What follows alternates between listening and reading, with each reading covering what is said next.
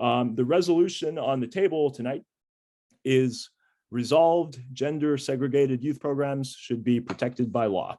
And I just want to take my privilege as a chair to mention real quick that as somebody who grew up as a long-term member and dedicated participant in the Boy Scouts of America, and as somebody who still volunteers with the Boy Scouts of America relatively frequently nowadays, this is something that I am really, really curious about and really, really interested in just seeing the broader discourse about, because I don't even know my own thoughts.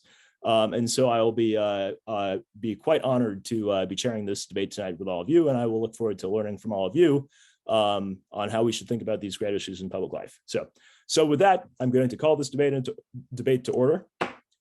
The resolution on the table is resolved. Gender segregated youth programs should be protected by law. I am looking for a speaker in the affirmative. And I believe I have a speech ready from Mr. George Brenkel. George? Yeah. All right, you have 4 minutes. Okay, I'm not going to take that long.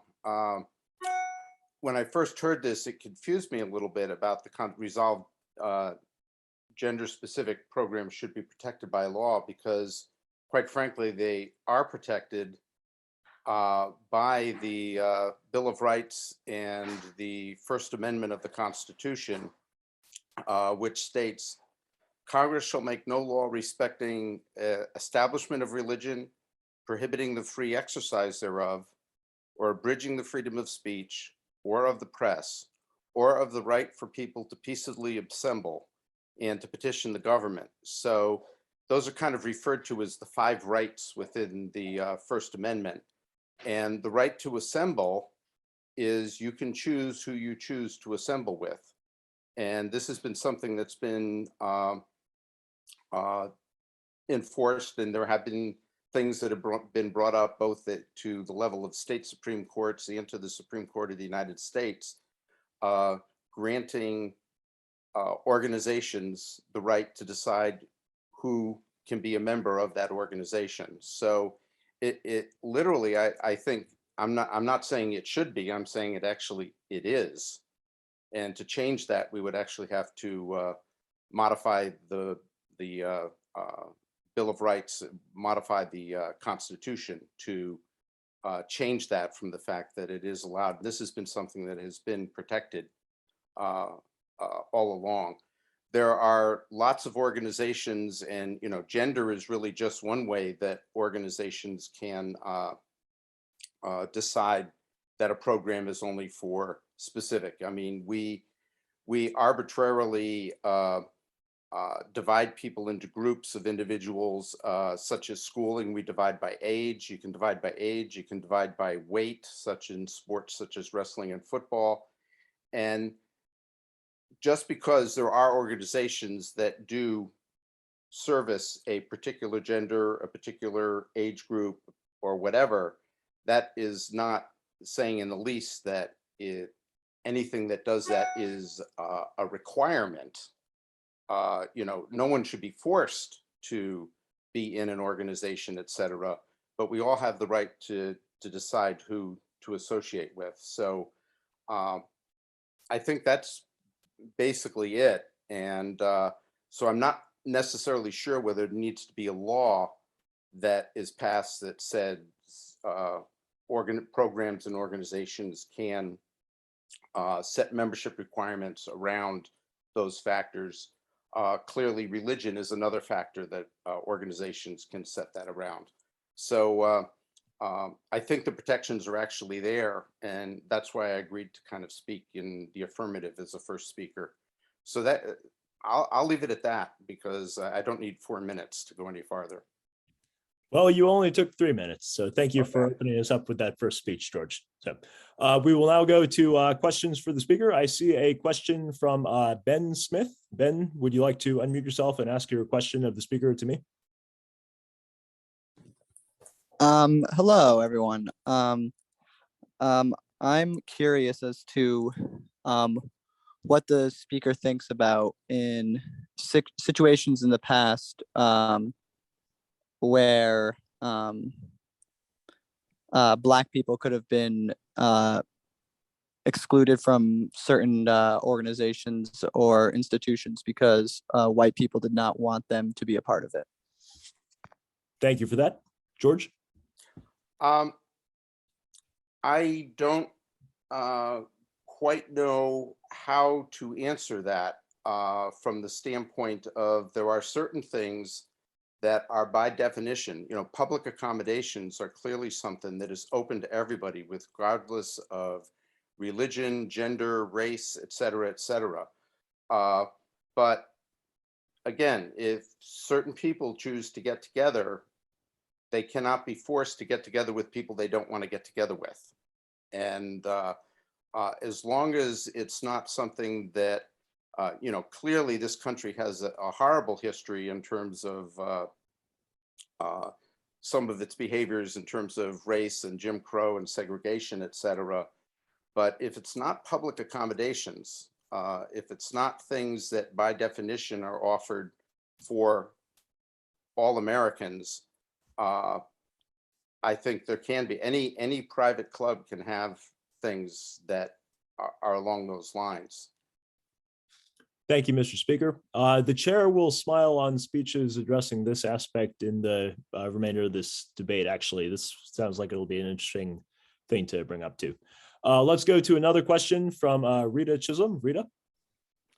Mr. Chair, my question is, first of all, I really appreciated the speaker's perspective, and he brought to mind something to me that I don't often think about, but I've heard spoken about many, many times, and that is that there are laws on the books that should take care of some of the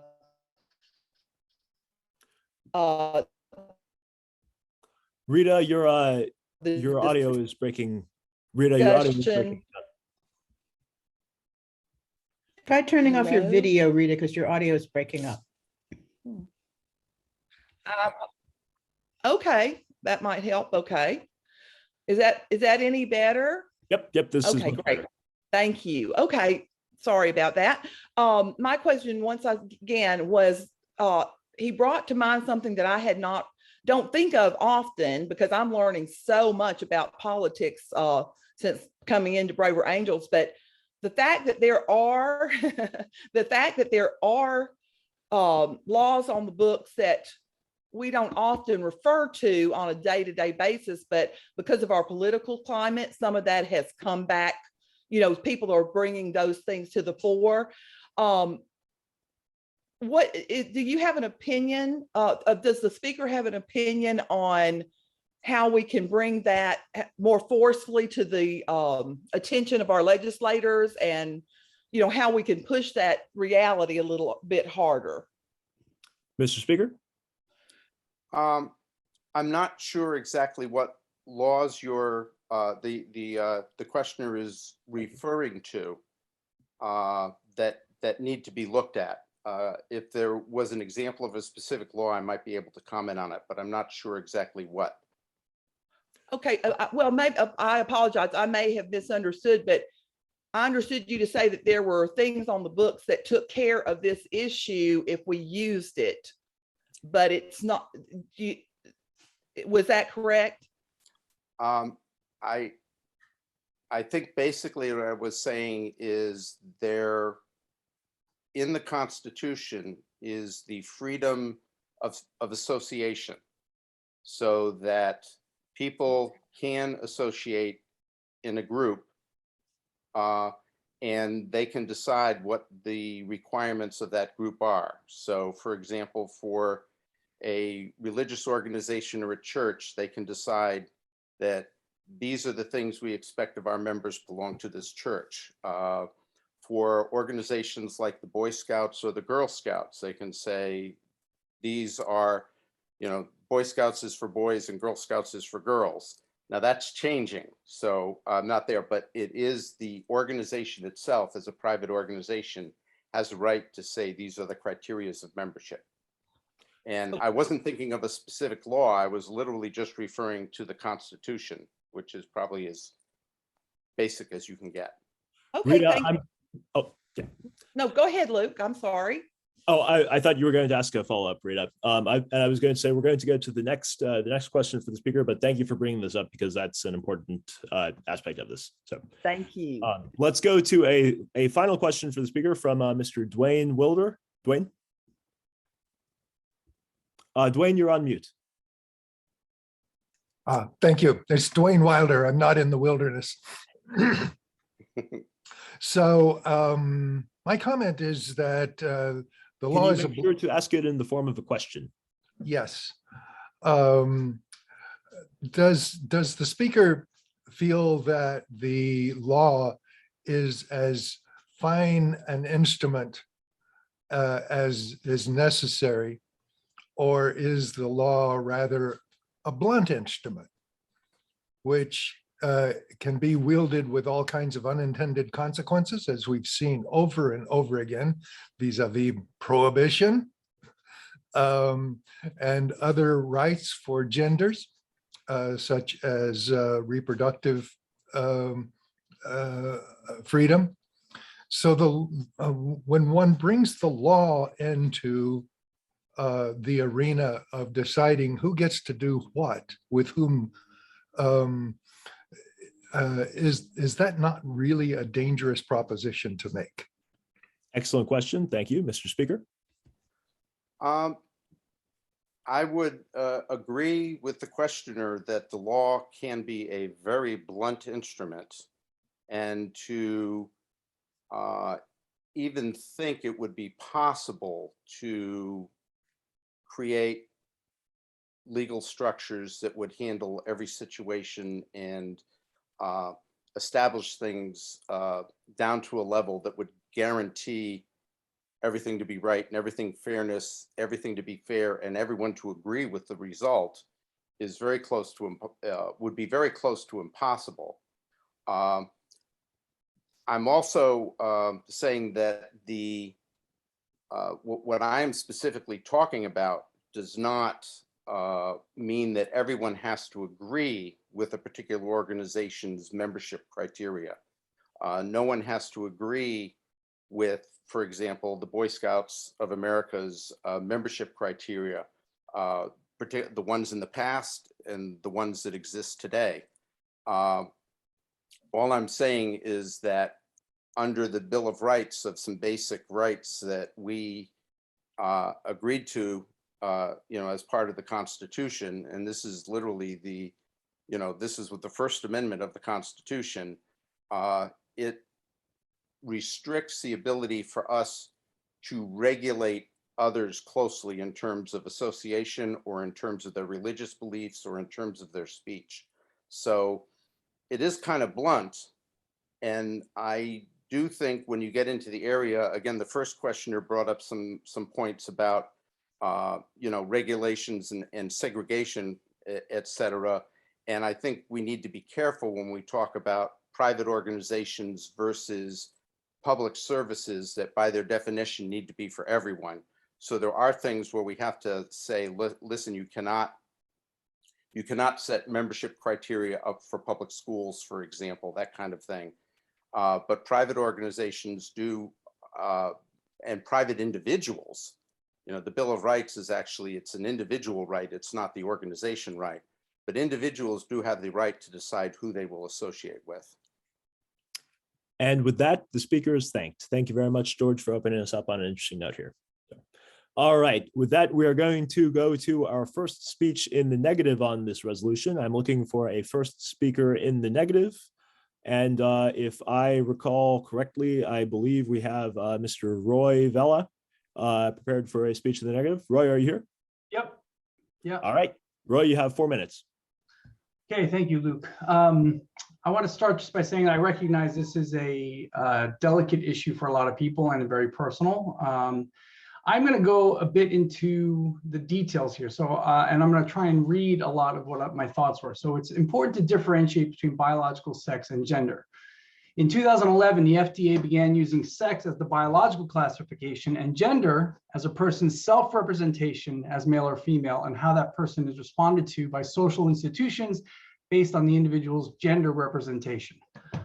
The world of sport remains largely sex segregated, with a few co-ed or gender neutral options. Many youth sports, which are mostly in schools, public schools, begin gender integrated at the youngest ages, yet most of them migrate to separate girls from boys. While this may foster a more even playing field for girls in some sports and encourage their participation, it leaves little opportunity for those who transgress binary gender norms to compete. Those with non-binary identities may not feel affirmed in their identity by being forced to choose between a male and a female team. Sports are recognized in human rights treaties as part of the right to participate in cultural life and the right to health. In the Convention on the Rights of the Child, it specifies in Article 31 that the right of the child to engage in play and recreational activities appropriate to the age of the child. This emphasis on recreation and play encompasses the world of youth sports. A recent study revealed that nearly 3% of teens identified as transgender or non-binary, which is a potentially sizable population that experiences exclusion from sports at youth levels. Failing to include these children and adolescents is discriminatory and contrary to the principles of universality and non-discrimination in the field of human rights and in our Bill of Rights. States have legal human rights obligations both to protect all people's right to participate in sport, and they also have a duty to prevent third parties from discriminating against non-binary and intersex individuals. States could mandate that educational settings, for example, have at least one gender-inclusive sports team in their institutions. The existence of mixed gender teams suggests that there is a value to athletes of different genders playing alongside one another. Expanding these opportunities may be of particular value to those who are non-binary or intersex, but explicit policies should be incorporated to ensure safe and affirming athletic spaces. Fair discrimination, such as those based on weight classes, age groups, and other distinguishing factors, do exist to create fair competition. However, there are no competition classes separated by testosterone levels. Such classes do not exist because performance is not dependent on testosterone. More skill-based sports like chess, archery, shooting, pool are gender segregated, even though the testosterone plays no role in the performance. It's more widely accepted when a trans man competes in men's leagues than when a trans woman competes in women's leagues, as an example of gendered sports leagues that have become hazy. I have an example that I'm going to skip, so I'm just going to go to my conclusion here. Trans athletes should have the same opportunities to compete in sports as cis athletes, most especially at the amateur youth level where they're not paid for their product of their work. However, it is important that we also weigh the fairness of competition for everyone. Finding a fair way to strike this balance is a new issue and demands a solution that respects all identities while also upholding a fair and competitive atmosphere. For the time being, hormone tests are necessary in order to maintain fair competition, specifically in the case of trans women competing in women's leagues, but that's for adults, not for children. This is clearly not a permanent solution. As such, I do not believe that gender segregated youth programs should be protected by law, but rather should be decided on a local community basis, balancing the interests of all. Thank you, Mr. Chair. And with that, the speaker is thanked. Thank you very much, Roy, for opening us up with this first negative speech and for opening up. You know, you mentioned a bunch of facts in there that I actually was not quite aware of. And so this just goes into some really interesting details that are informative. So with that, we're going to go to some questions for the speaker. The first question will go to Corey Chicoin. Did I pronounce that right? Corey? Chicoin. Thank you, Mr. Chair. And thank you, Mr. Speaker. Thank you very much. Question to Mr. Chair. Does the speaker feel that testosterone is an adequate measure and the only measure that we have to measure the difference between the obvious physical differences between men and women in sport? Thank you, Mr. Speaker. Yeah, so the reality is testosterone is the only measure that we have so far. I don't think it's adequate. There is a bell curve of all of the hormones in the human body. And if we tested all of our hormone levels, there would be a bell curve.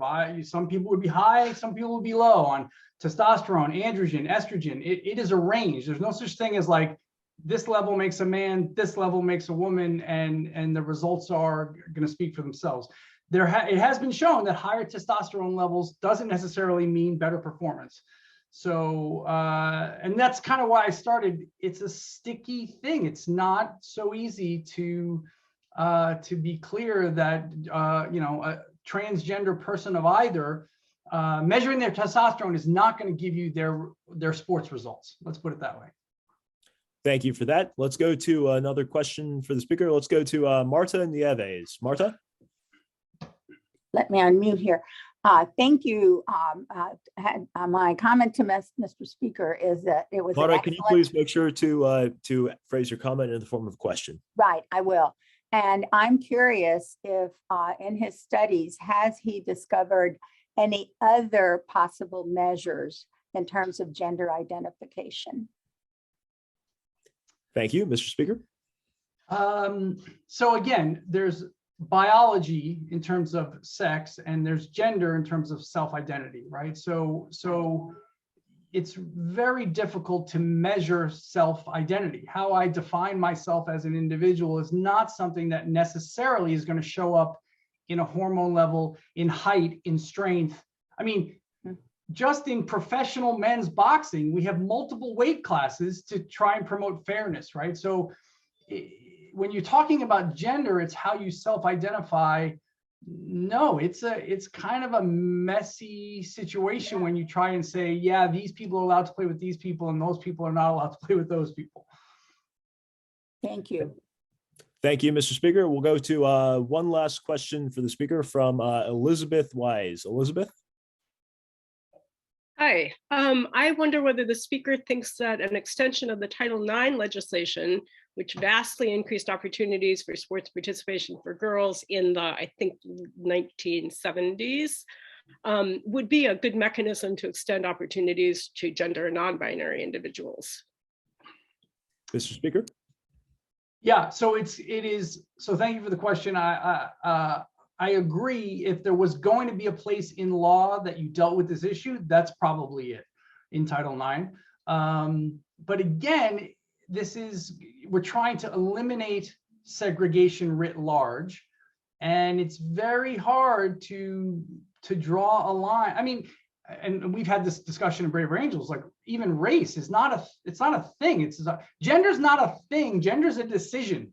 Your biological sex is a thing. What you choose to decide your gender is a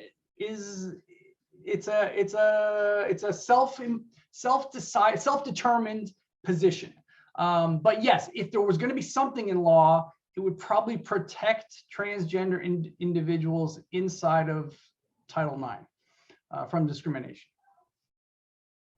Well, with that, the speaker is thanked. Thank you very much, Roy, for giving us an excellent introduction on the negative side of this resolution. And I just want to mention to everybody here, there's a whole bunch of different aspects of this question that are coming out. So as you have thoughts on anything here, please do feel free to get in the queue to give speeches. We will have as much time as we can for speeches after we get through the first four we have listed here. So with that, I'm looking for a first speech or a second speech in the affirmative. And I believe we have Joan. Joan, are you here? I'm here. You have 4 minutes. Thank you. And I am speaking in defense of the resolution gender segregated youth programs should be protected by law. I wrote my comments and I use gender, but it could also be sex. And there are many different aspects within this debate topic, and I will be giving my opinion on just one of these. And I find it ironic that I should defend this idea, as I am definitely a proponent of a limited government, and this would just be another instance of government involvement in an area that should be in the hands of the people. But it appears that the way things are today, many choices are being taken away through charges of discrimination and other methods. I do believe that there should be opportunities for same gender and mixed gender youth programs. My experience in this was many years ago when I attended an all-girls high school. Looking back, I see that was an advantage. For one thing, the actions of the youth are different when the other sex is around. That is probably still true today. When it is only one gender, the intention is placed on the purpose of the youth program, not on girl-boy relationships or how one looks or dresses. Each sex could experience the chance to use their talents instead of being relegated to the role just based on their gender.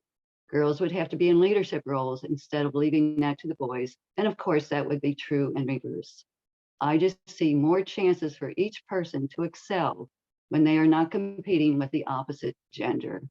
In a single gender group, all roles would have to be covered by that gender, and this could provide opportunities that might not be available if the other gender was available to do it. In other words, you would not hear, quote, well, you're a girl, so you be the secretary, you're better at it, end quote.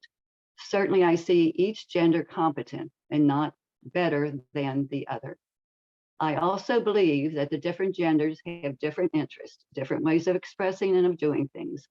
These traits can be easier to be developed if there is a common interest. The projects of a group can be tailored to the needs of the participants if the focus is on male or female and not just generic approach. Sports is definitely a different category. If a team is all one gender, I believe each participant would do better if they are competing against the same gender, as strength of each player would enter into each participant's ability. I suppose this goes against the modern thinking that the youth should not be stereotyped, and that is why I believe there should be options for mixed youth groups. There is much to be learned from the interactions between the genders. It's fun to be together. Mixed sport teams are fun. Learning to socialize with the other genders is a true benefit. I truly believe mixed groups are so necessary. What I don't believe in is the trend that all groups should be mixed. There is so much benefit to both types of groups, and to not have that option is a loss to everyone. There are some youth that would be lost in a mixed group and some that could not stand all one gender. But most are somewhere in between, and I think it would be helpful to all to have the choice to decide what they would like to do. In my opinion, it is not a good thing that a law may be necessary to allow for choices, but I see the ability to choose and overriding that issue. We need the diversity for the benefit of our youth. As I think on the issue of having another law, it occurred to me that this would not be a law banning something, but one that would allow more freedom of choice. And in my opinion, choice being a key part of this issue. The issues of trans children, gay children, and others are whole areas I have not discussed in this limited time. And with that, the speaker is thanked. Thank you very much, Joan. All right, we have time for questions for the speaker. Please raise your hand if you have questions on the speech that was just given. I see George Brenkel. George, you're still on mute. George, you are still muted. Sorry. Thank you, Mr. Chair. My question is along the lines of where decisions of how to break these things up occur. And what I've read just recently is, for example, that the NCAA has decided that they would push the decisions about sports and gender within sports down to the governing bodies of the individual sports. So, for example, the NCAA has said that the decisions about swimming would be made by the national organization for swimming, as opposed to being made at a very high level. And I was wondering what the speaker thought about the idea of allowing the individual organizations to make their decisions about how they want to manage their membership. Thank you, Madam Speaker. Yes, I think that is a good point, because then they could say, like the Boy Scouts, could stay all male if that was their choice. And so that could be an option, because like I said, I'm not in favor of a law, but if the law was there that they could not say that a group had to be all gender or they had to be mixed, they couldn't be against anyone joining their group, then that issue wouldn't come up, because they would know that it would be all the one gender. Thank you. Let's go to a question from Sarah Hopkins. Sarah? Sarah? Yes, I'm wondering if the speaker thinks there's a difference between gender and sex, and if you have a one gender group, can transgender people join? Thank you. Well, okay, that's why I said at the end, in 4 minutes, it's hard to go into every issue that there is. And so I'm I'm very old, okay? So You don't I look grew it, up, Jen. well, and so I definitely am having maybe a more difficult time than some other people with the different genders. I'm not against them. I don't condemn them. I don't go out and say you shouldn't do that. But to get my mind around that idea goes against my many, many years of living, thinking that genders was sex. And so as far as trans, I think that the male who has the advantage of having, in general, always in general, a bigger physique, more strength, and so forth, even if they don't have the, or later on, they don't have the hormones to block this. They've had many years of growing with those ideas. And so I do have a hard time accepting that there's more than two genders. But like I said, I let people live. I have no problem with that. I just want to put a quick highlight here that these are very deep and very, very deeply personal issues, as well as big public issues that we're discussing. And I, for one, so far in this debate, and I expect for the rest of this debate, just really appreciate that everybody has been coming at this with the sense of charity and goodwill that we try to promote in all of our attempts to understand each other and attempts to understand ourselves. So thank you everybody for having engaged in this kind of vein for this so far. Let's go to a final question for the speaker from Mr. Ronald Meck. Ronald. Hey there. So I'm wondering if this Mr. Speaker, if the speaker believes there should be a delineation between single competitive sports where individuals are pitted against each other, team sports, and youth or other organizations, and at large. It seems like there's quite a difference to have a competitor crossing the gender lines and swimming, as opposed to whether they're in the Boy Scouts or on a team sport where either team is free to add people, at large, as all sports teams do anyhow, to try to bring in a ringer, as it were, without bringing in the aspect of testosterone, et cetera, et cetera. Thank you, sir. Madam Speaker. Okay, I understand the question to be, do I have an opinion on a difference between having it at an individual level versus at a group level?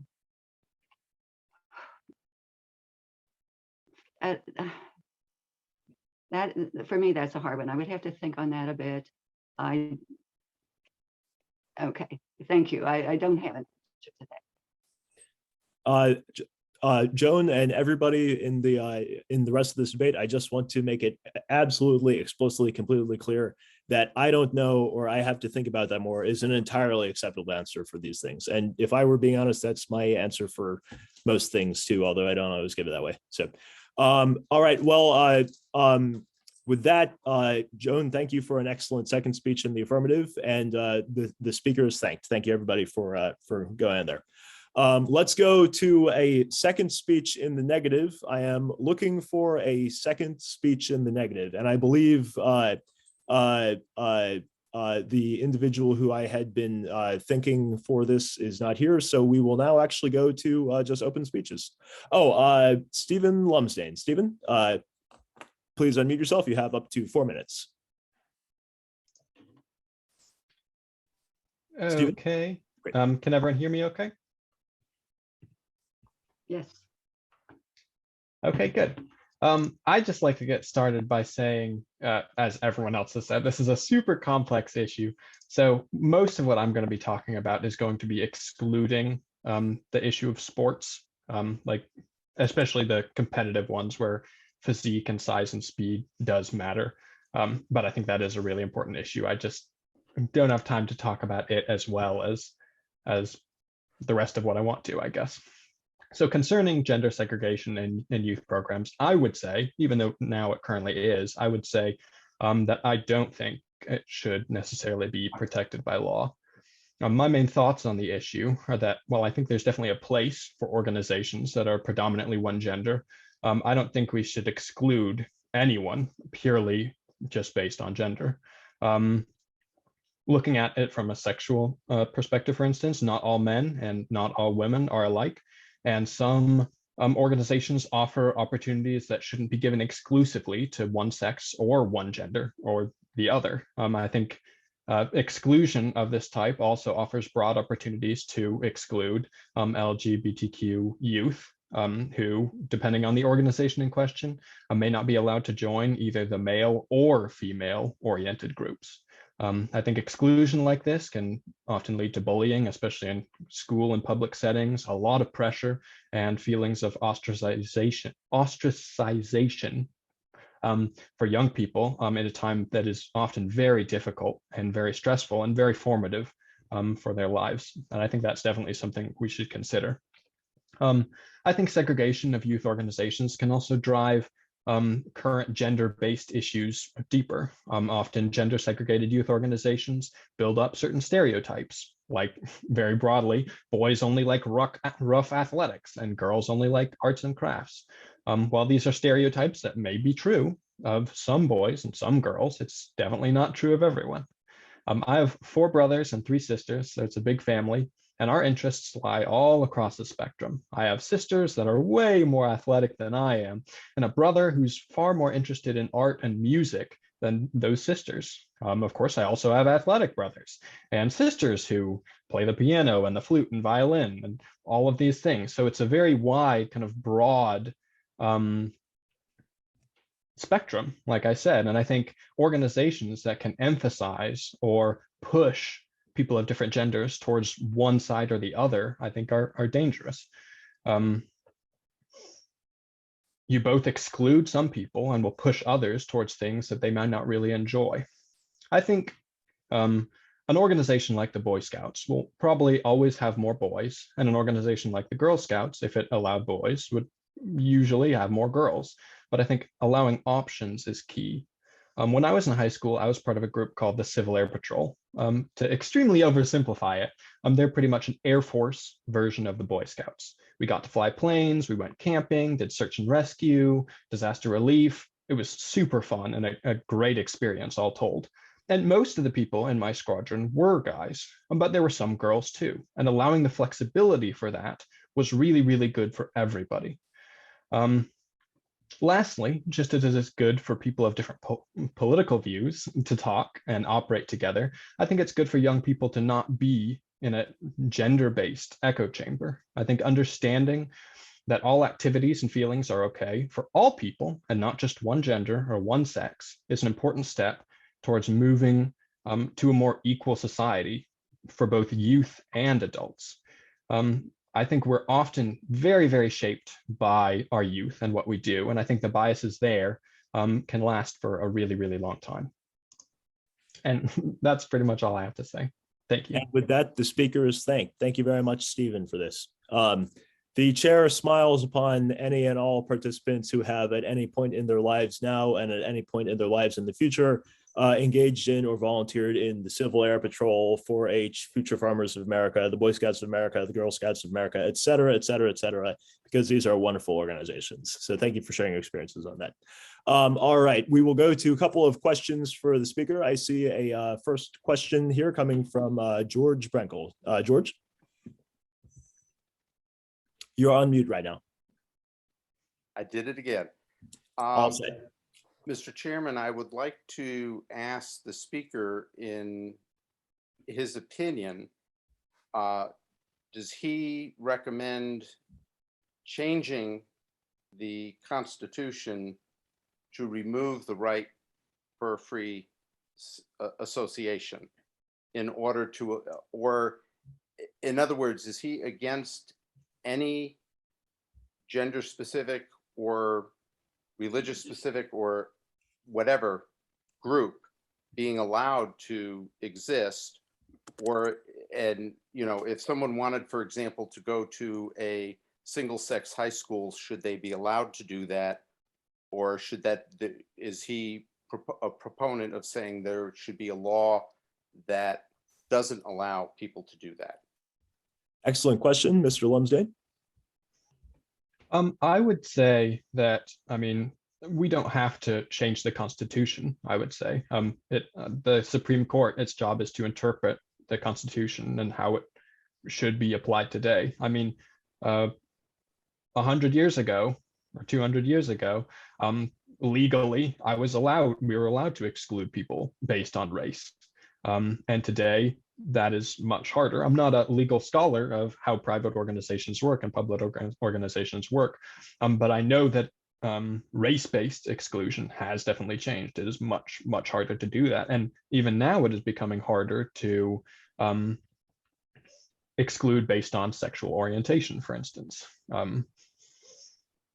And so I don't think we need to necessarily change the law, like change literally the Constitution, make an amendment, but I think our interpretation of how that law should be applied today can be changed. And I do think, like I said, there's always going to be organizations that are more, or schools that are more geared towards one gender or the other.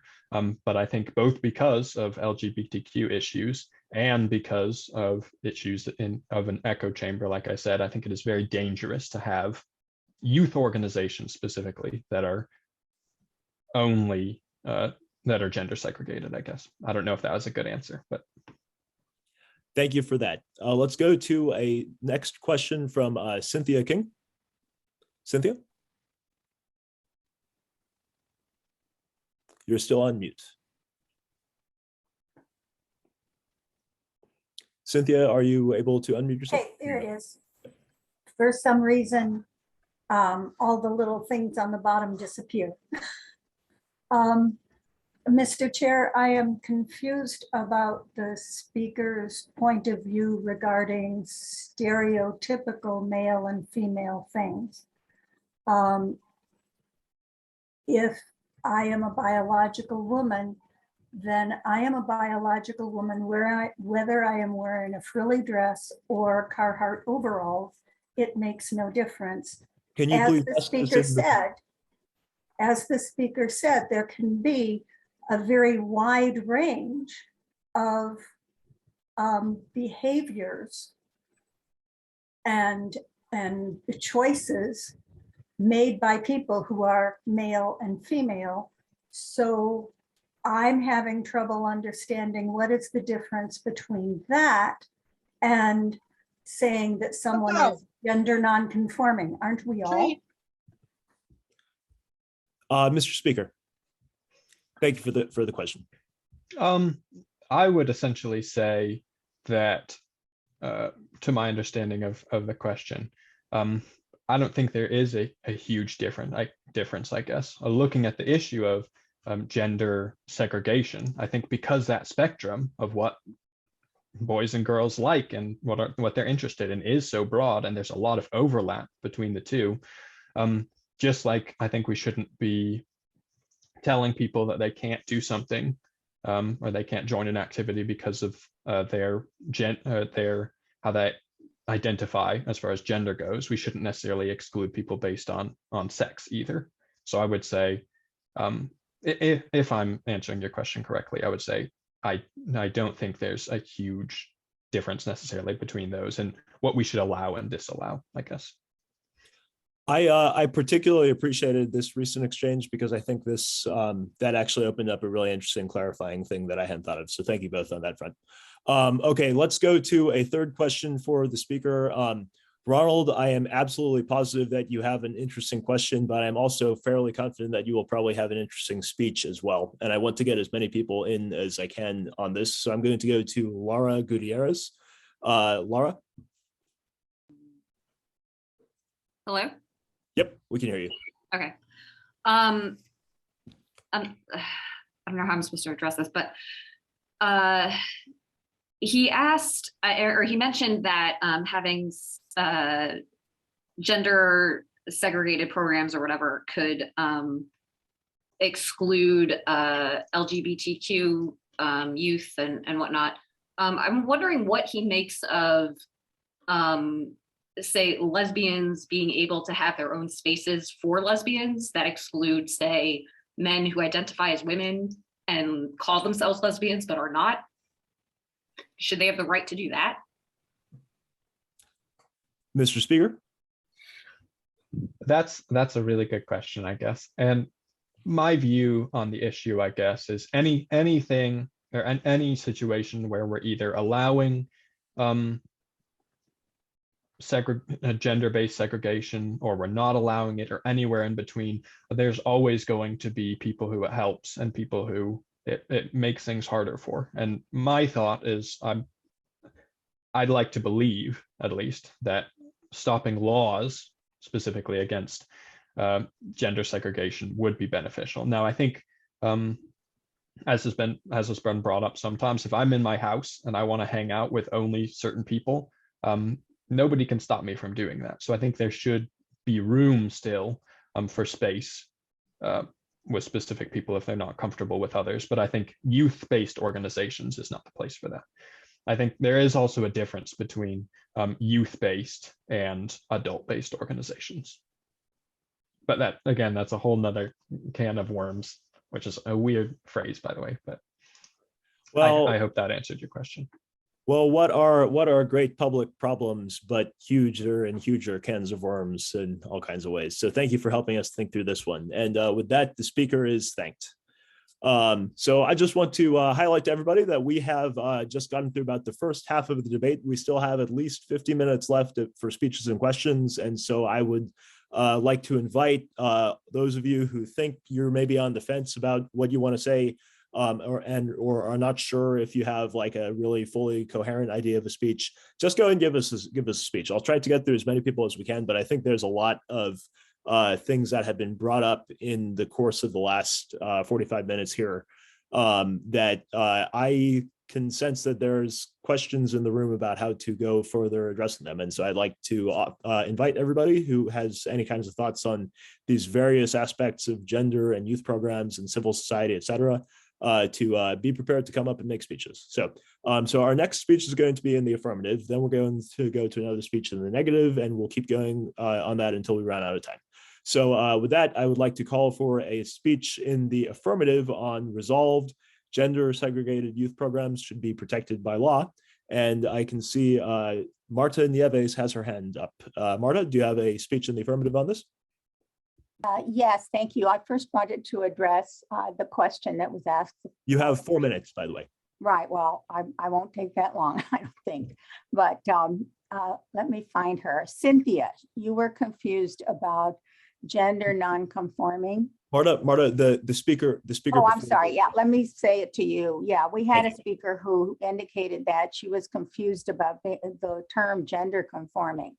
Basically, how I understand that, and I may be incorrect, but how I understand it is that physically a person may be female, may have been born female, but her gender identification is male, and vice versa. That happens with women who are born with female genitalia, but their person is truly, oriented more as a male, their gender.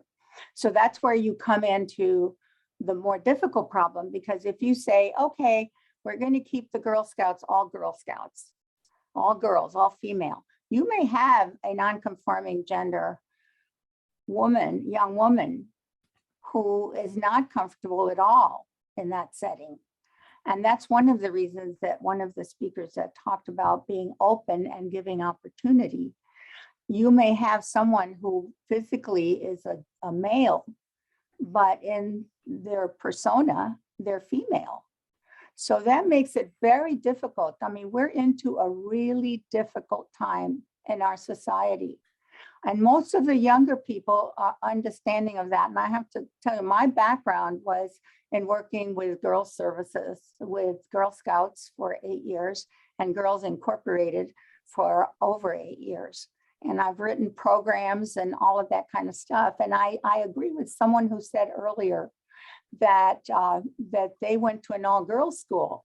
And it's true. Then the girls have to take on all the different roles, which gives them a really good broad base of leadership. So I think that this is such a complex issue. I cannot, right now, I'm more for having groups that are both male and female, and we have that in boys club and girls clubs. you know, we have that in some sports now. I see that girls are beginning to play football on teams, and young men have been limited oftentimes if they feel that they're female and they like to cook and do the kinds of things that are attributed to female gender. So I think that this is a great discussion. Thank you for coming up with it, because I've learned some from listening. And I hope that you have learned some from what my experience has been. And in fact, I have a great granddaughter now who is physically female, but she wants to be called Eli instead of Ellen. So, you know, it's happening in many families. And what I say to people is love them no matter who they are. They're in your family. And even if they're neighbors or in the classroom of your children, we're all human beings together. And these young people are really struggling. And there are older people who've lived their whole lives in a gender, with a gender that they really don't agree with. And that's very sad to me. Okay, done. Thank you, Marta. Thank you. We'll now go to a couple of questions for Marta. But Marta, I just want to say, and I know I say this like literally every time, but I'm always surprised when you mention that you're literally a great grandma, because like, I don't know, you don't look like a great grandma. So Yep, I'm 84 years old. Been around a while. Let's go to questions for the speaker. First question will go to Michael Snare. Michael? Michael? Yeah, I actually wanted to speak in the affirmative on the issue. So if you like, I can for that. I'd appreciate it. Yep. Great. Make sure to raise your hand next time we go to speeches in the affirmative then. So with that, let's take a question from Roy Vella. Thank you, Mr. Chair. I'd like to ask the speaker if she sees an issue with, so in terms of context, I was a scout leader, but in the UK. And in the UK, there are no Boy Scouts and Girl Scouts, there's Scouts. And it's boys and girls. And boys and girls, and the leadership there, you had the girl leader telling boys what to do, you had I mean, everybody was doing everything. And sometimes the girls did the physical stuff and the boys did the cleanup and blah, blah, blah. It was just, the gender was independent. Do you think that that would work in the US where we just, Scouts are Scouts? By the way, Americans are the ones who split Scouts. Scouts started in the UK. When it came over the pond, we decided we should take the genders and separate them. Interesting.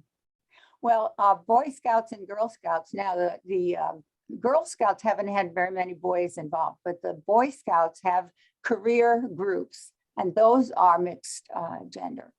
And we have to be careful when we say gender, you know, people get confused with physical characteristics. So it's a little bit different when you identify one gender, but you're physically born a different one. And I've done a lot of reading on that issue. And people don't believe that it's true. They think people are making that up. I've heard people say that. And I think that is so disrespectful, because we should honor who the person is. And if they tell you that they really feel like a female, even though they were born, and we know physically that can happen. You can be born with one set of sexual organs and really not be that in your heart and soul and your mind.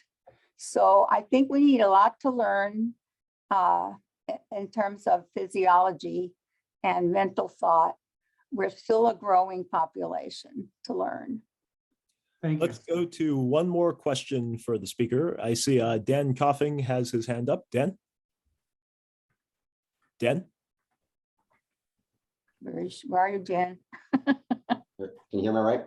Yep, we can hear you now. Yeah, so the interesting question of the correlation or non-correlation between gender and sexuality, and it raises the question is, can you think of any other attribute naming property by which we use in our language, like you're tall, you're short, you're fat, you're old, you're what have you, any other category, and I don't mean to be pejorative in any of those, where we allow the person to self-assign or self-claim the identity independent of any external observation?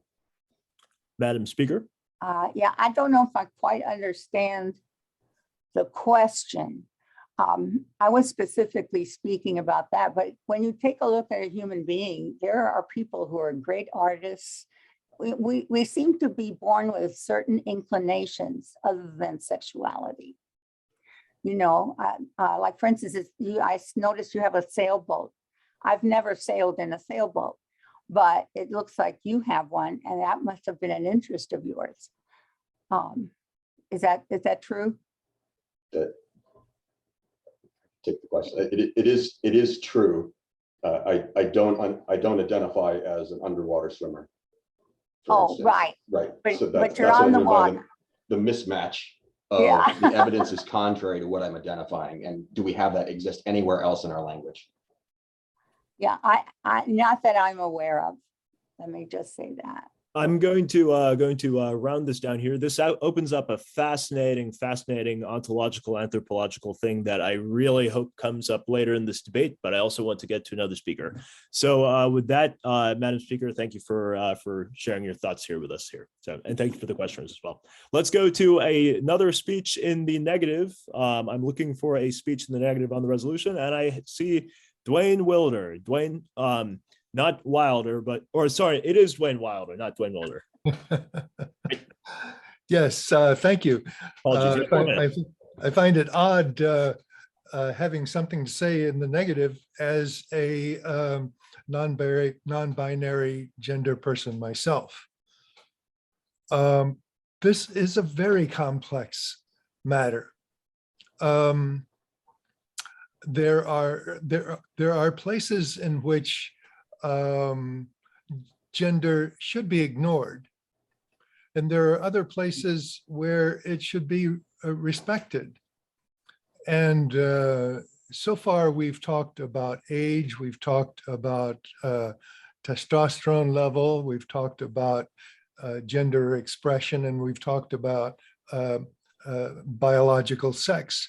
The one thing that has not been talked about is the consequences of puberty.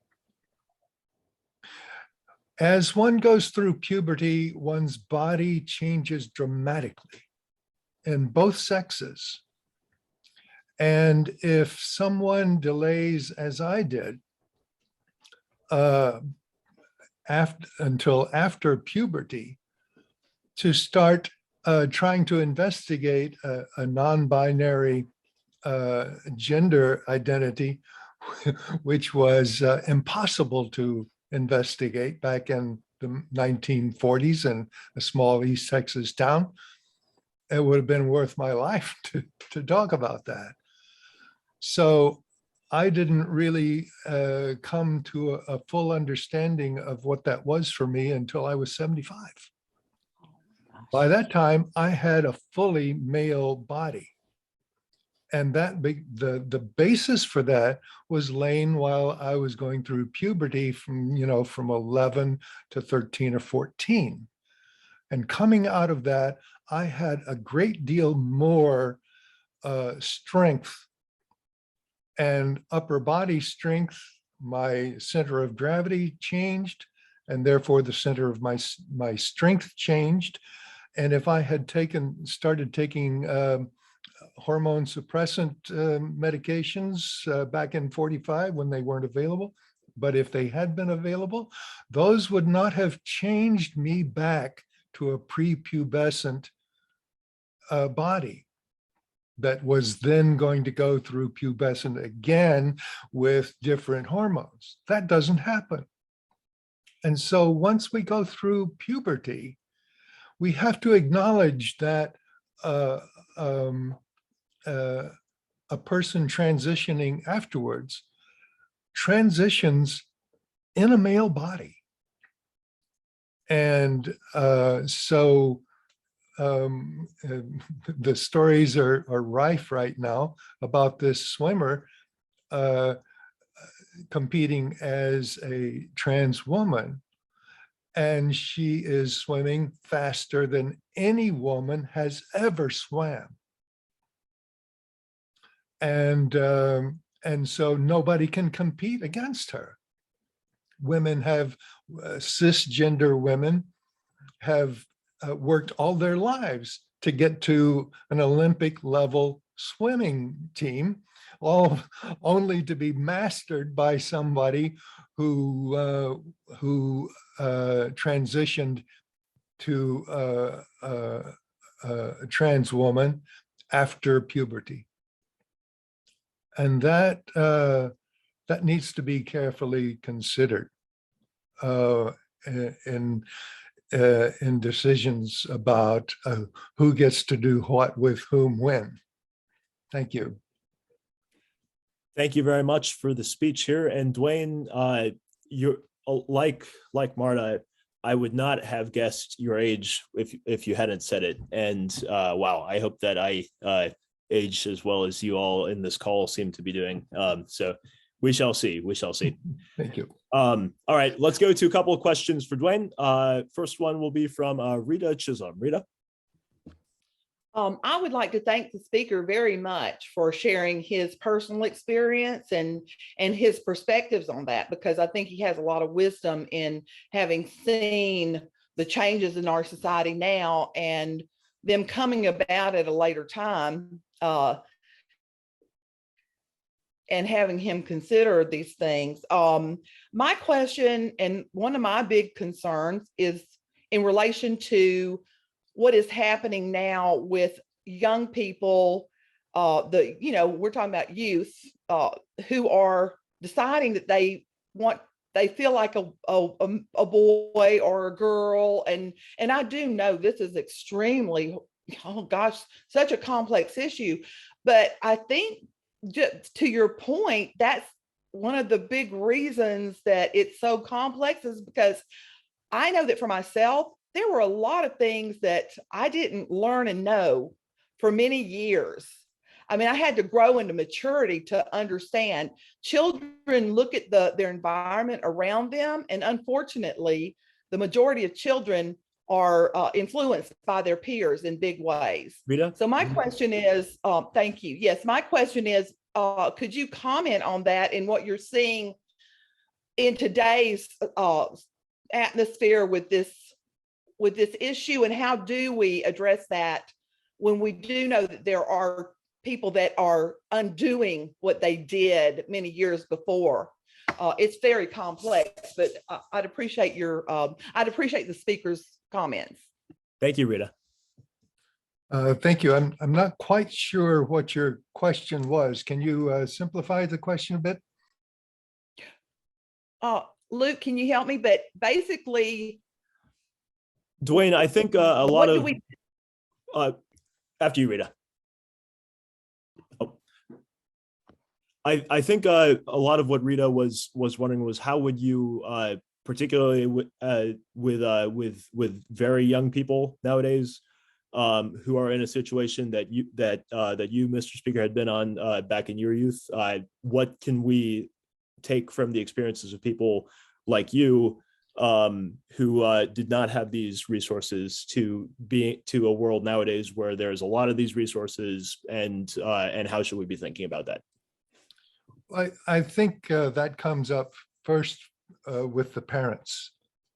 And the parents should be on the lookout for children's preferences. These preferences start coming out at the age of 4 or 5. That's when I discovered that that being a boy wasn't a simple business like it was for all the other boys around me. That I had a very strong female presence, a feminine presence in me that wasn't exactly going toward womanhood. But there was no one looking at that. And when my parents saw glimpses of it, they thought it was a stage that I would grow out of. Little did they ever notice that I was growing into it, not out of it. So this begins with parents. And then after the parents see that there is something that needs to be addressed with their child, then it is the business of their neighbors, of their schools, of the parent-teacher associations, and so forth. Once the parents understand their child, they've still not addressed 90% of the problem, which is society's attitudes toward strangeness and otherness, and the attempt to other people who do not behave or look or desire just like they do. Let's take one last question and then we will move on to the next speaker. But I see Jerry Cockrell has a hand up. Jerry? Jerry? Yeah, there. Thank you, Mr. Chairman. A question I have is, are not transgender proponents asking non-proponents or cisgender individuals to change their definition of what a male is versus a female? Something that's been set since the dawn of time, I guess. And is that fair to ask that? We're not being asked to allow girls and boys to be in the Boy Scouts together. We're being asked to recognize someone that biologically is not a male to be one. Thank you. Thank you, Jerry. Dwayne, you can answer that however you like. Yes, thank you. Actually, earlier in our history, gender was not binary. In all indigenous cultures of the world, there are gender spectrums, and there are specific ceremonies to decide whether a child, prefers the explicit gender or whether they prefer another gender, and then they are socialized into that. So it's nowhere written in stone that there are two genders, only in our own socialization as we've done it here. And with that, the speaker is thanked. Thank you very much for sharing your experience and thoughts on this. And also just in the goodwill that you have brought in, and also all the questioners for bringing that same curiosity and goodwill to this as well. So thank you everybody for modeling this process here. With that, let's go to another question or another speech in the, let's see, that was a speech in the negative. So let's go to a speech in the affirmative. And I believe we've had Michael Snare on the list for the affirmative for a little bit. So Michael, we will turn it to you. You now have 4 minutes. Thank you, Mr. Chairman. I'm doing this on my phone outside, which was working well for anyone who wants to try this while I was getting some exercise until it got dark. But I'd like to comment on specific cases. I think this is a question where obviously allowing girls and boys to work together, to play together, to interact is very positive in many ways. It enables both the boys and the girls to get more used to interacting with people of the other sex, equalizes opportunities down the line and skills that they have as an adult when they grow up. But speaking, as David Wilder was speaking and as someone else was speaking earlier about youth athletics, I'm coming at this as a father who raised 2 daughters and who coached girls soccer for a number of years. And I could tell you that there's a big difference in physical ability. It's true that hormones are on a bell curve, but it's equally true that that bell curve is different for boys than it is for girls. And I used to scrimmage my girls' team against the boys. And in order to make it a game, we scrimmaged against the boys in the next level down.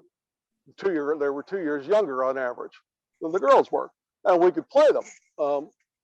It was also noticed that the way girls organize themselves, self-organize themselves on a team, who becomes the leader, who takes what kind of responsibilities is very different. Youth athletics is a situation where there's a limited opportunity. There are a limited number of teams, a limited number of fields, a limited number of coaches. You're competing to get on a team. Once you're on the team, you're competing for playing time. And I just don't see any way that we could say that the girls the cis girls are getting a fair shake.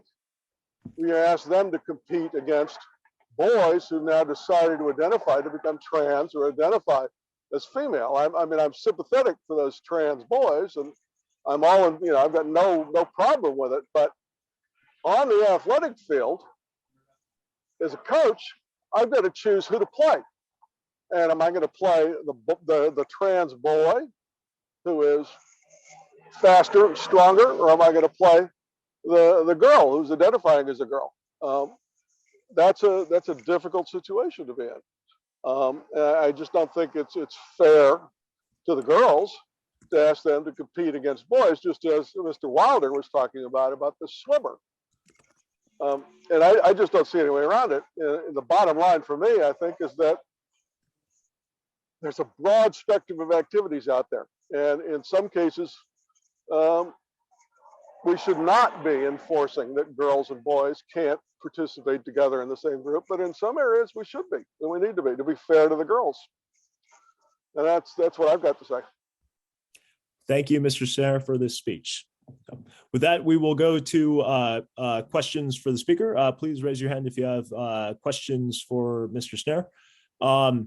Real quick, I see Dan Coughing and Deidre Vagel. I see you two have had your hands up. I wasn't clear if those were hands up earlier to give a speech or if those are hands for questions now. I was going to do a speech in the affirmative. Great. Make sure to raise your hand next time. I will get to you as soon as I can on one of those ones. Meantime, let's go to a question from Stephen Lumsden.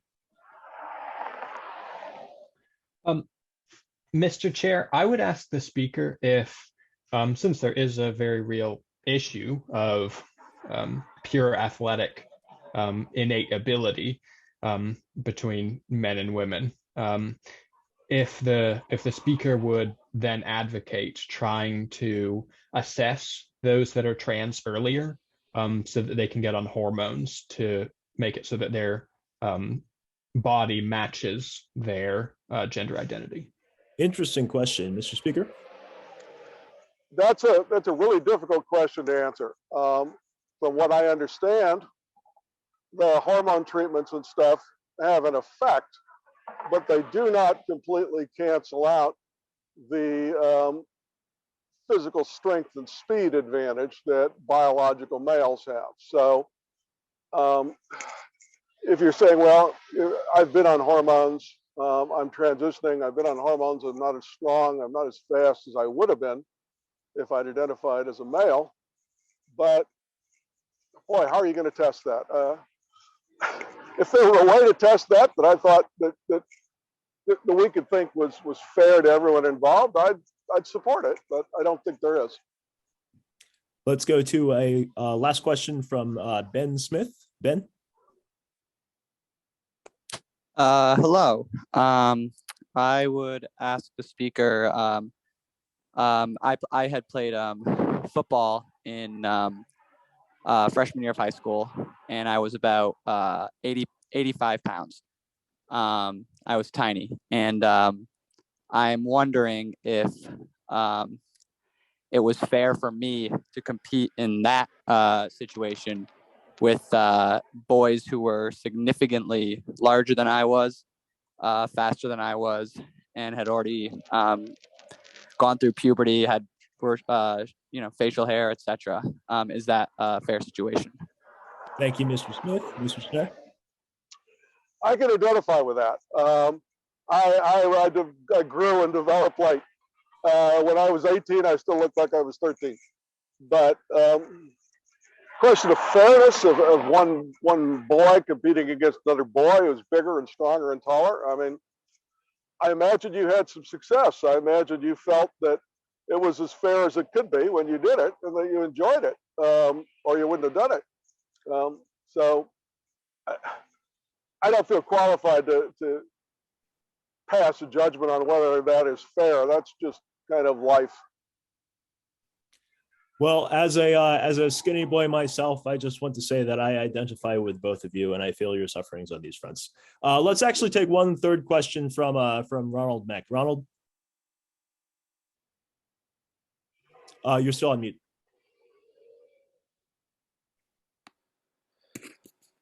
I would like to ask the speaker if he feels what he thinks of the statement that we are defined as much by our limitations as we are by our resources.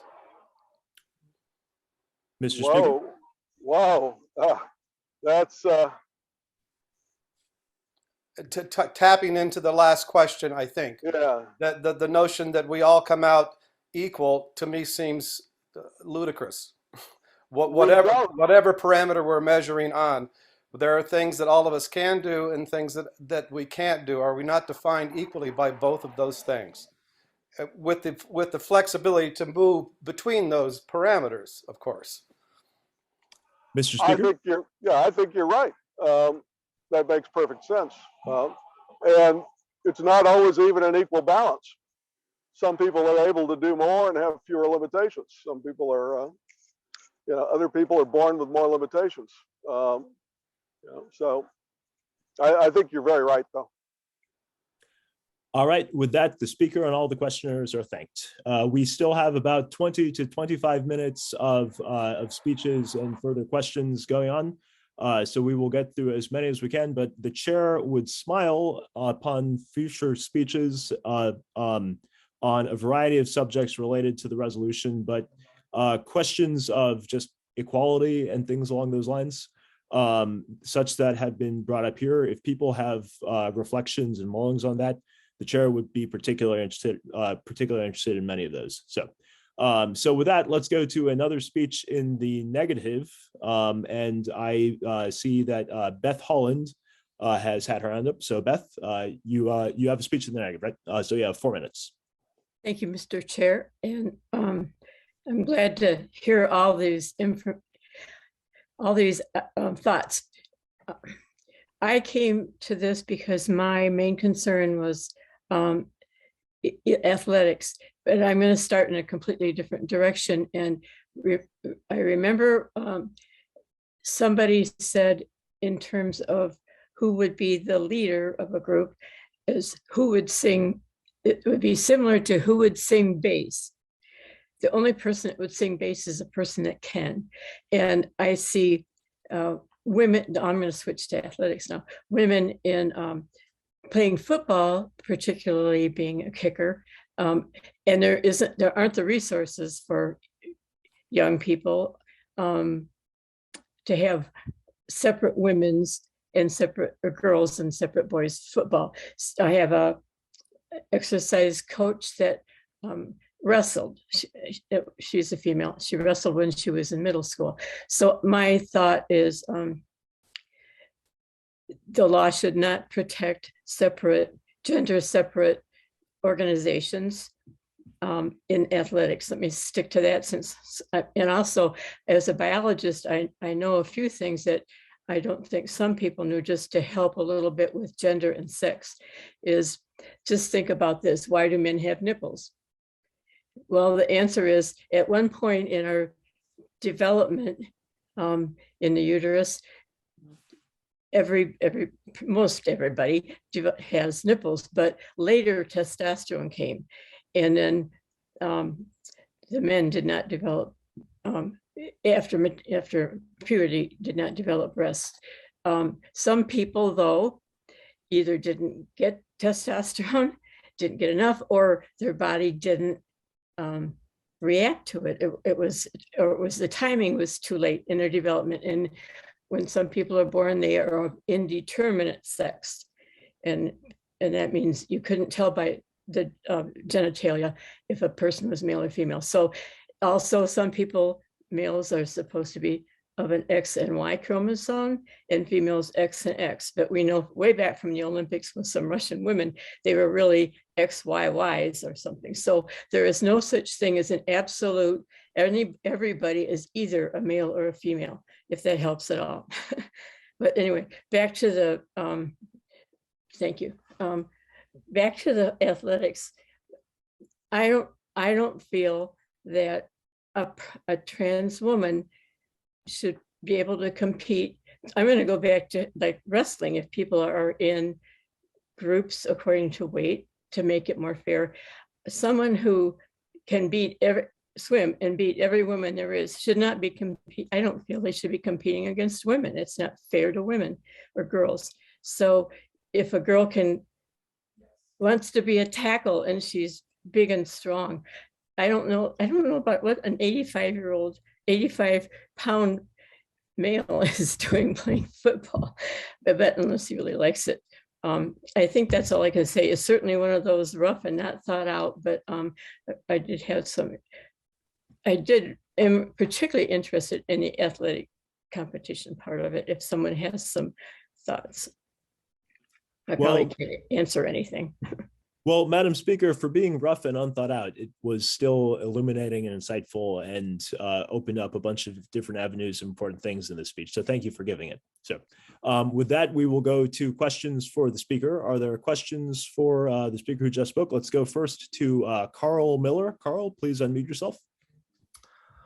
Yes, I had a question for the speaker. It's a proposal that I've heard of, and I want to say at the outset that I have no strong opinion about it. The question was, when it came to sports, if there were, say, 2 leagues, one of which was for females and the other one was an open league. So assuming it's a sport that is dominated by men, and whether that would be a good alternative. And more generally, people have raised the question of people who are on the LGBT or particularly on the gender spectrum may be challenged if they can't find a league in which they're allowed to participate. If that problem were resolved, then if there was for any group where there was a restriction, if there was a comparable group that somebody could always join, if people would consider that as an alternative, or if there would still remain those challenges. Thank you, Carl. Madam Speaker. Well, I'm looking back at the size and strength aspect of it. In terms of young people, the resources probably would not, let's say school athletics. I don't think the resources would be there in the schools I'm aware of to have different leagues. I don't know if that answers it. Certainly for adults or professional, if people wanted to invest in having that type of a league, that would help. Yeah. Do we have more questions for the speaker? Let's go to Dwayne. Dwayne? Yes, it'd be hard to form this in a question, but I know you can. Just put a question mark at the end of it. Ms. Holland, are you aware of how entertained I was with your assertion that the one who can sing bass should sing bass? I think that several themes have been hit upon.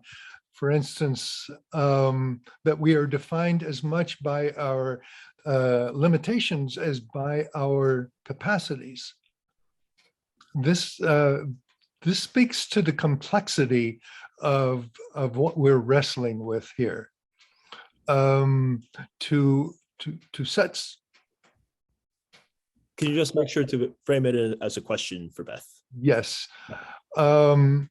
Could you speak to that issue of the combination of limitations and capabilities? I think you have more to say.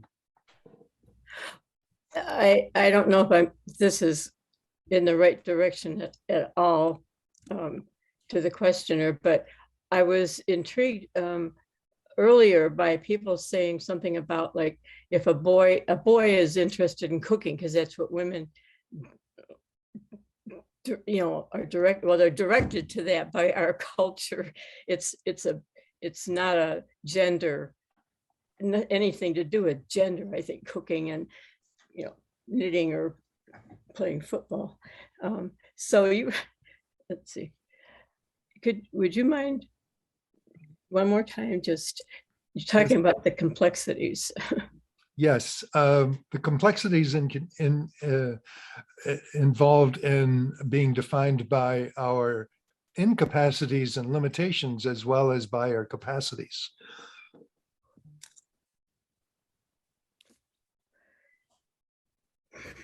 Well, I guess when just going back to athletics, males or people that maybe identify as male that are not athletic and they're slight of build, that would be a limitation in terms of their gender identification, if I'm not mistaken, in using these terms. That would be a limitation in that respect. So that would be part of their identity, is that they're not very masculine. That's about all I can come up with.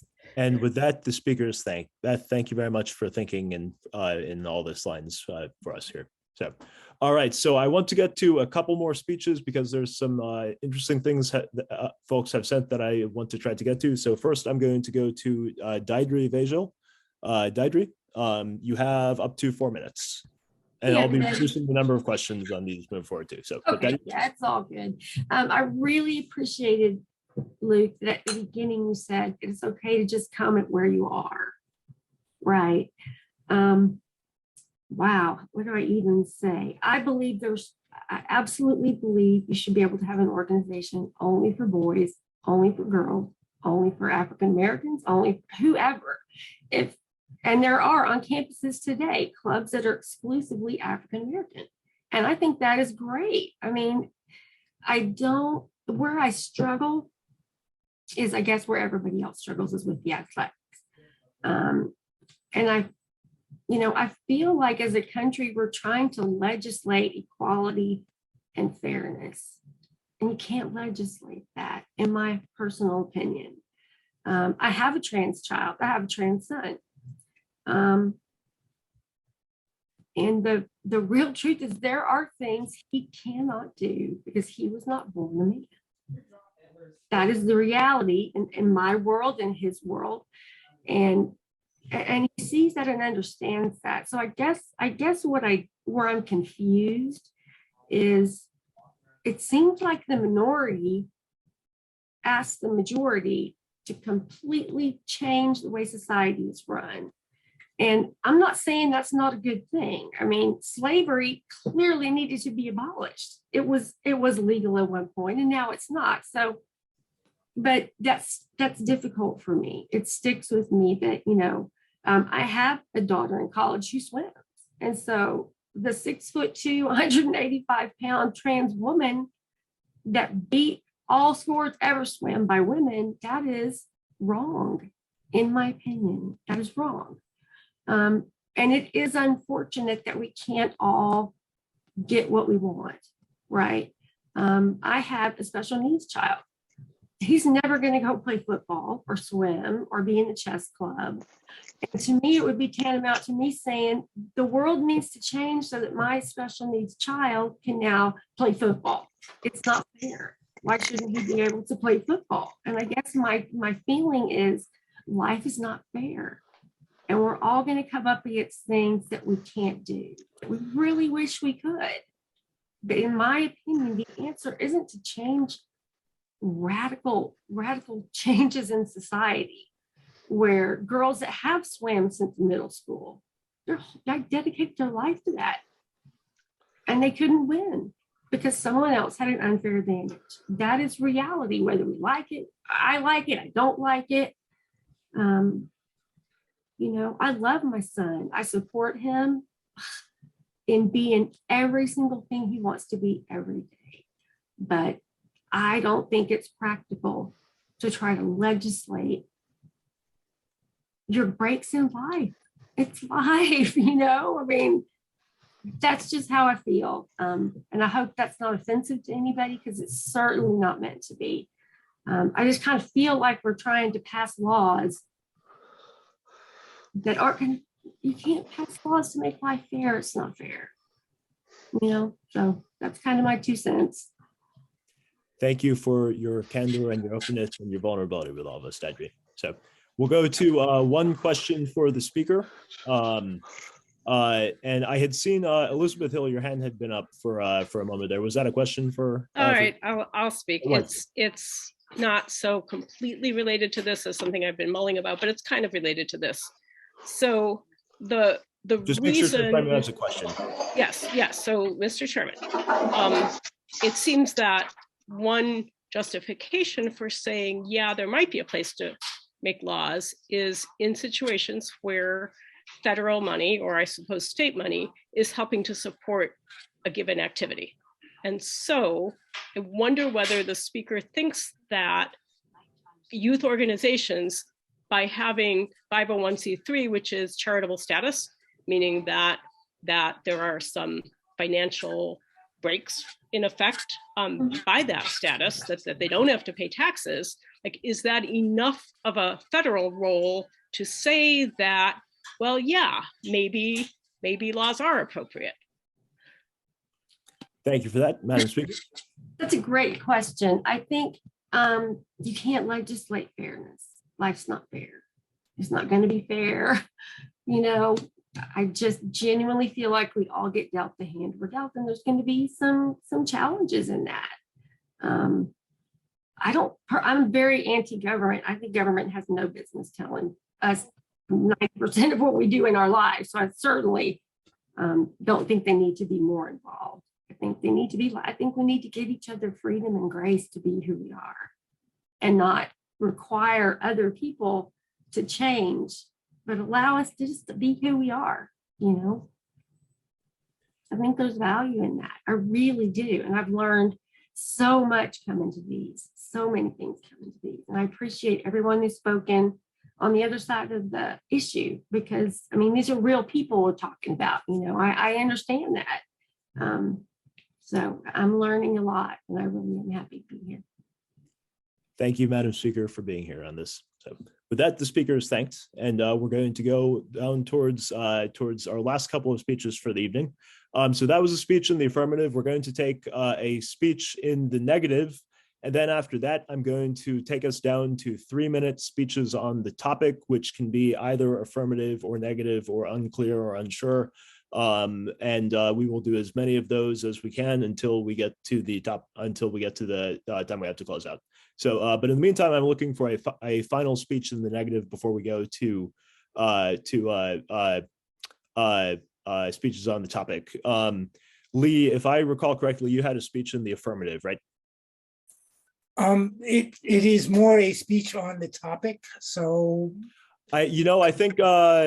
I think I will use my chair's prerogative to let you do your speech on the topic as the final negative speech, and we'll say just as long as you frame it a little bit more towards the negative to follow there. I'll make my best attempt. Mr. Chair, before I begin my 4 minutes, can I take a second to correct some misinformation that was given out earlier? You can use your speech to make to make your speech, sir. So okay. If that includes other parts, you're welcome to do that as part of your speech. Yes. Okay. Well, I think I'll give them then. Just to be clear, it was earlier said that the split in the Boy Scouts between boys and girls happened when it came over from England. That is incorrect. The English program did integrate girls in first many years ago, but in Victorian England, boys were split in the Boy Scouts, girls were in the Girl Guides, which was a separate organization run by Baden-Powell's sister. The Girl Scouts was based on the Girl Guides. The founder of the Girl Scouts went over to England, met with Baden-Powell's sister, and brought the Girl Guide program home, renamed it as Girl Scouts. I want to just real quick mention the term misinformation is a very, very, very big term. I think what happened earlier in this conversation was probably closer to an honest error of interpretation, and I don't think it's. I will accept that. It was a mistake, but it was incorrect. An incorrect statement was made. Mr. Amon, your speech. Okay. I am currently a volunteer with the Boy Scouts of America. Before I say anything else, I would like to be 100% clear that I am not speaking as a representative of the organization. I am speaking as an individual, and please do not interpret anything I say as the position of the BSA unless I specifically say this is the position of the BSA. I have been involved in the effort to increase the inclusivity of the BSA for over a decade, and I've been specifically involved in the effort to bring girls in since 2016. In 2019, I founded one of the first and one of the largest female Scouts BSA troops in the nation. Obviously, I believe that the BSA did the right thing by bringing girls in. And I'm glad that it was done because the members and volunteers of the BSA insisted on it. As volunteers, we saw the value that the scouting program had for our sons, and we wanted to share this value with our daughters and with our granddaughters. And that is why it happened. There is resistance in the BSA to this change.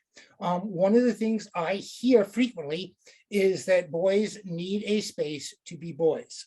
The concern that this always brings up for me is this attitude promotes bad behavior among boys and excuses bad behavior among boys. It has been my experience that bringing girls into the program has improved the behavior overall and elevated the program for all participants. I have seen boys and girls working closely together at scouting events where they're all scouts. And the boy-girl distinction is not made. And I've seen the positive effects of both genders working together to solve problems and get things done. I will say that the girls are fierce competitors. And this is especially true among the first girls that came into the program, because they were aware that they were making history and they had something to prove. Do we need a law to protect gender segregated programs? I kind of agree on that one with the first speaker. The right to free association is guaranteed in the Constitution, and I believe that it should stay that way. But one of the subtleties that we want to bring up, that I want to bring up here, is the use of public facilities. The BSA and the GSUSA often have special access to public facilities such as schools, parks, and other public facilities. In my local area, a number of years ago, about 5 or 6 years ago, several troops refused to allow the Boy Scouts to use their facilities while the ban on gay members was in place. As the BSA has increased the level of inclusivity, public support has increased significantly.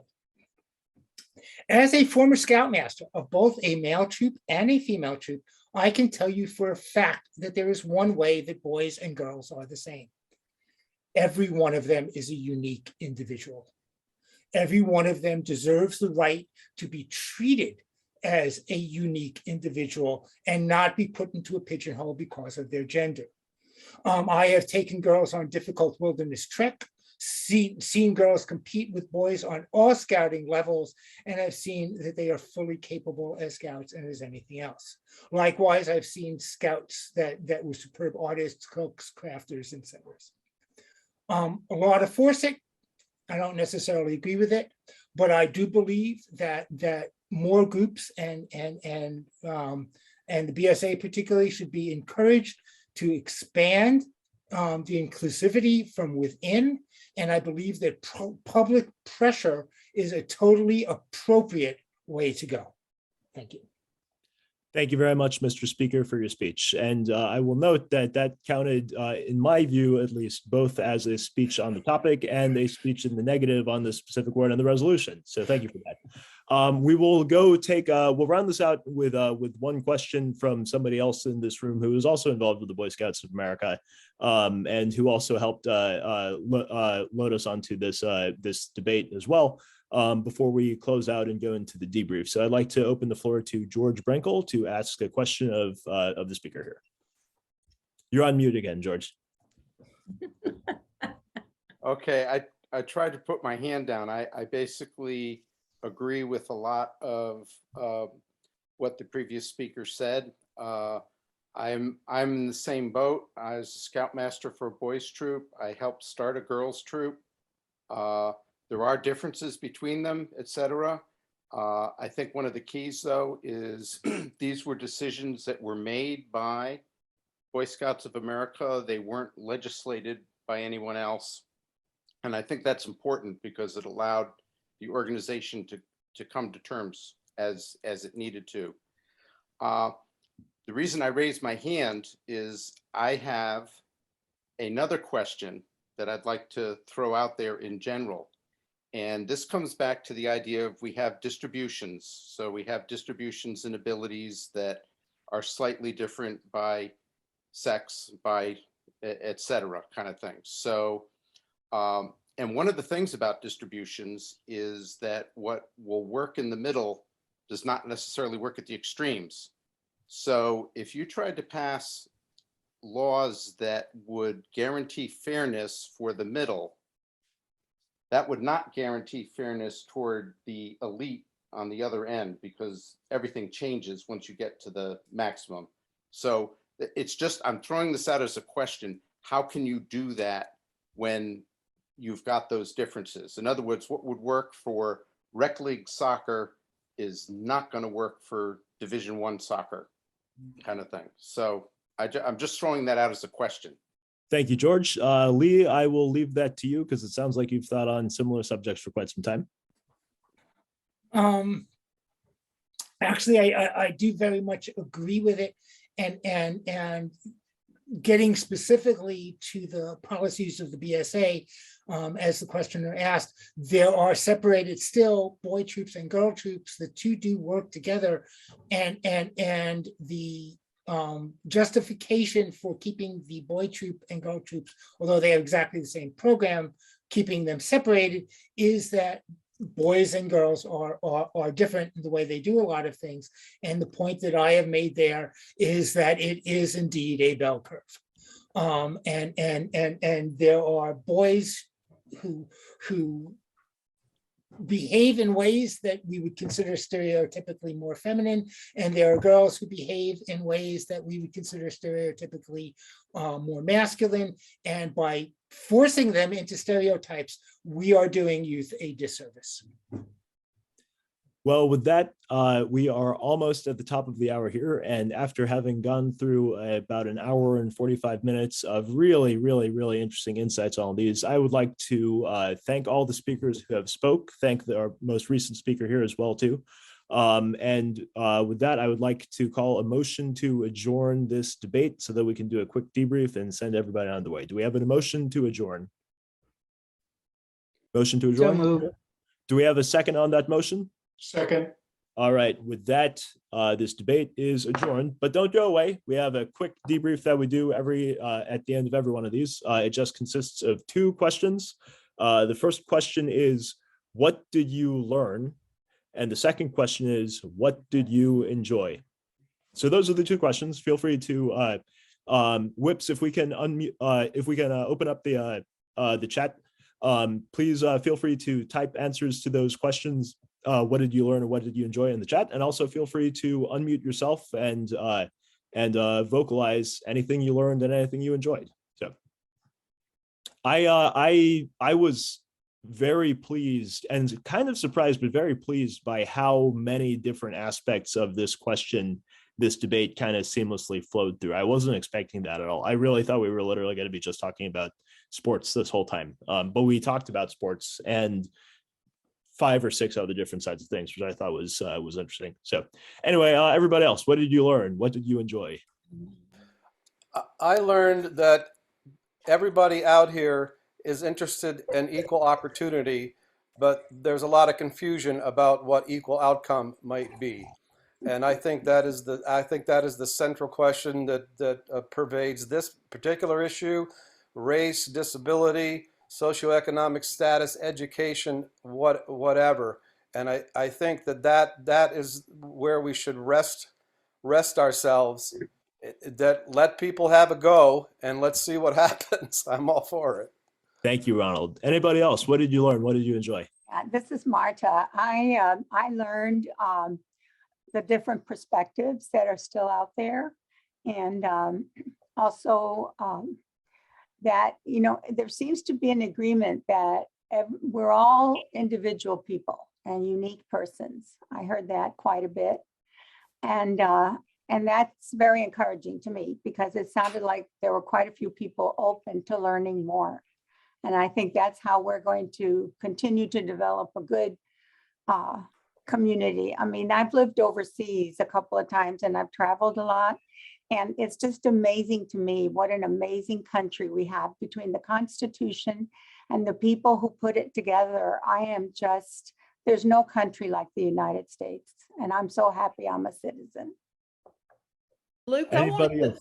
I wanted to share just how much I appreciated the differing opinions from both sides, because, you know, I'm not certain that any of us could really say we, in our heart of hearts, know exactly, you know, what the right answer is. I think that we're trying as citizens, and I just appreciate both sides because I learned so much here. I know how I have some personal feelings, but we're not always concerned about just personal feelings. We're a country that needs to come together and as a country. So I just thank everyone that you know, that offered their voices. Let's take 2 or 3 more. What did you learn and what did you enjoy? And then after that, we will go ahead and do the final closeout. But anybody else, what did you learn or what did you enjoy? Anybody here? And last call for this. I really enjoyed the point that we our lives are shaped by our limitations as well as by our strengths. There was a whole lot in here that I will be mulling on, and I expect a lot of us will be mulling on. So I appreciate everybody having been in here for everything that was said, and especially for the sheer honesty and vulnerability that a lot of us brought to, especially knowing that, and I could see it in like 5 or 6 of you too. Where like knowing that stuff you were saying here is stuff that you would feel really awkward saying to people, even in your own life, right? So just thank you everybody for having been in on this process and bringing your full self on it. I will say I really deeply I appreciated a lot of stuff in here, but I think one of the things I appreciated most was the commentary from my fellow Boy Scout volunteers here, George and Roy and Lee, because these are things that inside the Boy Scouts of America, we've been working on for 10 or 15 years on all kinds of things. And a lot of the time we're still not civil to each other. And the Scout Oath and the Scout Law are part of like what makes us Scouts, and a Scout is kind. And I just really appreciate being able to be with you 3 fellow BSA folks here and with a lot of us as well too, in practicing being kind in a public kind of space. So, and on that note, you know, there's a nice organization full of lots of dedicated, hardworking, sometimes overworked volunteers, actually usually overworked volunteers, that does try to help everybody be kind to each other on other things. And in order to pitch it, I'd like to call up my friend and colleague and somebody who's taught me a lot on a lot of things, Bruce Mckenzie, to tell all you about Braver Angels. Thank you, Mr. Chair. I'm Bruce Mckenzie. I'm in Minneapolis, Minnesota, a Braver Angels volunteer. I came to Braver Angels after the 2016 election when the prayer of St. Francis, that portion of it that said, "Seek not to be understood, but to understand." And, you know, I was looking for a way to do that. And I read David Brooks' column that mentioned Braver Angels. Turns out one of the co-founders was in my own backyard here with Bill Doherty at the University of Minnesota. And I signed up for one of the workshops, a red blue workshop, the signature red blue workshop.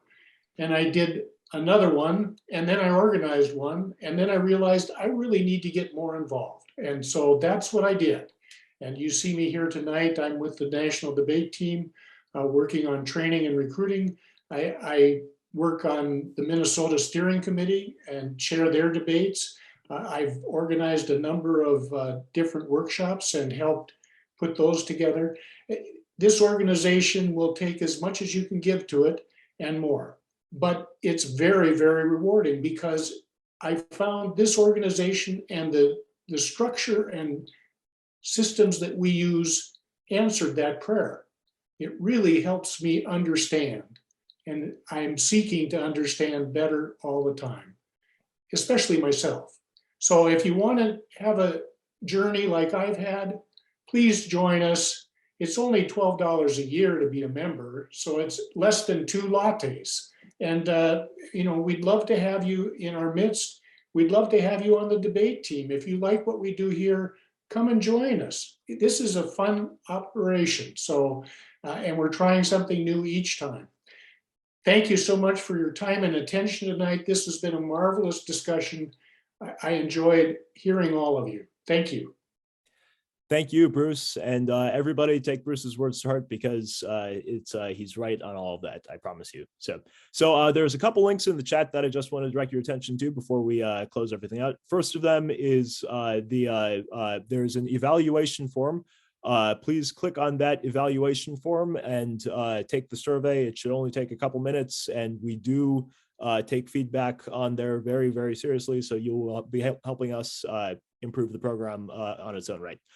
Second off, if you're bored next week and want to find out how various journalists and intellectuals think about the applications of democratic civil discourse for life in the American political party system and life in the American Congress, next Wednesday evening, there's an America's Public Forum event called Compromise, Consensus, Coalition, the Arts of American Politics, which I will be the MC of with my friends and people who've taught me a lot of stuff intellectually, Frank DiStefano and Philip Wallach. That should be a really interesting conversation, and I'd love to see some of you there. Lastly, on the 24th of this month, the final Thursday in February, Braver Angels is going to be hosting a debate chaired by our very own April Lawson, the goddess-like creator of this whole debates program, on an issue that's very, very dear to Braver Angels' heart. Some of you might have heard that we recently had a video taken down from YouTube and then restored to YouTube afterwards on the basis of misinformation and violating user agreements with YouTube.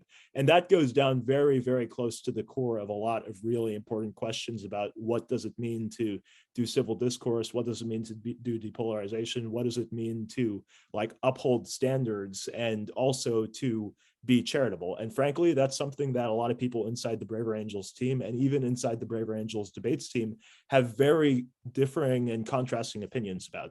And so we're going to do exactly what's in our spirit, and we're going to go take a Braver Angels debate about something very dear to our heart, and everybody in our community is welcome to join us. That'll be Thursday, February 24th. You'll see information coming out on Braver Angels pretty soon on that front. So, but with that, thank you everybody for having joined us this evening. Thank you for having helped us all and helped me and helped our fellow Americans come to a better understanding of things. We're going to keep doing this work as long as there's a reason to do this work, and human nature being what it is, I expect there will always be reasons to do this work. So from our house to yours, let's go build a house united, and I'll see you all in a couple weeks.